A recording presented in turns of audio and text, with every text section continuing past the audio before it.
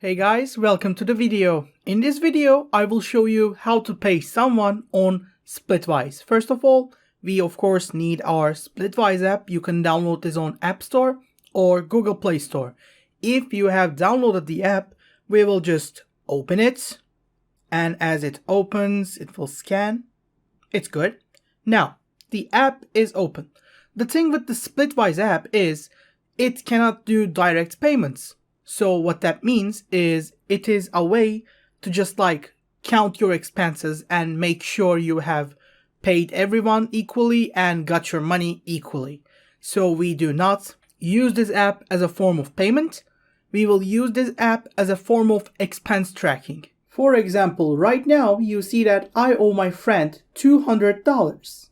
If I have to pay them $200, I will send them the money from another bank account or something like that.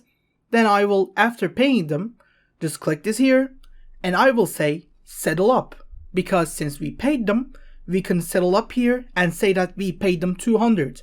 If we haven't paid them 200 or only 100, we can say 100. Then what it would do is show that we owe them now only $100, you can see on the screen.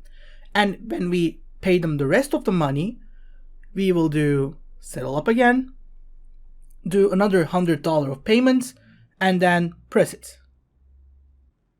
And now since we paid it up, we can track who we owe money to and then just make sure we pay them properly. I hope this video helped you guys and I hope you enjoyed it.